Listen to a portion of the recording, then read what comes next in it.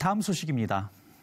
최근 국제사회는 자국의 이익에 따라 이합집산하는 모습이 그 어느 때보다도 두드러지고 있는데요. 그중 필리핀의 행보가 눈여겨봐집니다. 강력한 집권력을 가시하고 있는 두테르테 대통령의 국제적 행보에 우려의 목소리도 나오는 게 사실입니다. 미국에는 반대의 목소리를 내면서 또 중국의 우호적인 입장으로 돌아선 지금 상황, 필리핀 현지 연결해서 알아보겠습니다. 오일준 선교사님 전화 연결돼 있습니다. 선교사님 안녕하십니까? 네, 안녕하십니까. 오일준 선교사입니다. 네, 지난주에 필리핀 대통령이 중국의 시진핑 주석과 정상회담을 진행했는데요. 보도에 의하면 27조 원이라고 하는 큰 선물 보따리를 받고 돌아왔다고 하는데요. 논란은 끊이지 않는 것 같습니다. 네, 사실 필리핀 두테르테 대통령이 미국보다 먼저 중국을 찾아 시진핑 주석을 만난 것은 엄청난 뉴스인데요. 두테르테 대통령이 던진 주사위가 어떤 영향을 가져올지에 대해서 주위에서는 긴장의 눈으로 지켜보고 있는 상황입니다. 특별히 두테르테 대통령은 이번에 400여 명의 사업가들을 데리고 중국을 찾았는데요.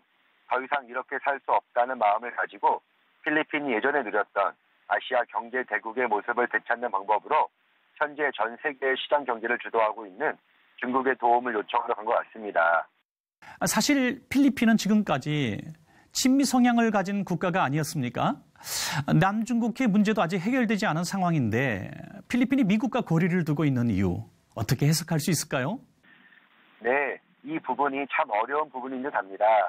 필리핀 두테르테 대통령은 대단한 애국주의자인데요. 필리핀이 예전의 모습보다 더 후퇴하고 발전하지 못하는 이유를 아마 미국 때문이라고 생각하는 것 같습니다. 그동안 친미 관계를 유지했던 정치인들이 국민을 위한 정치가 아닌 스스로의 권력 유지에만 급급했다는 것에 불만을 가지고 이런 행보를 선택한 것 같습니다.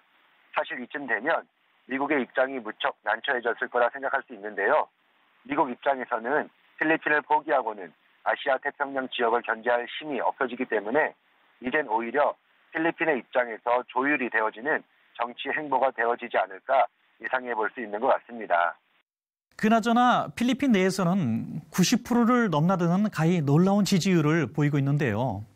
실제로 필리핀에서 지내시면서 그런 국민들의 지지가 피부로 느껴지고 계시나요? 어떻습니까?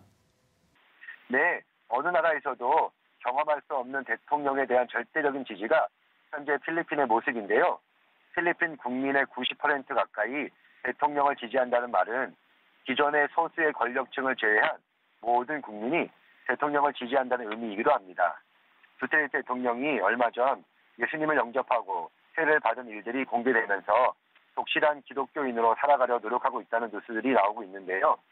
지도자를 세우신 하나님의 은혜가 두테르테 대통령에게 충만하여서 솔로몬에게 임했던 지혜와 하나님을 바라보았던 다윗의 모습으로 오직 하나님을 두려워하며 필리핀과 국민을 섬길 수 있는 겸손한 지도자가 되어지도록 모든 분들의 간절한 기도가 필요한 것 같습니다.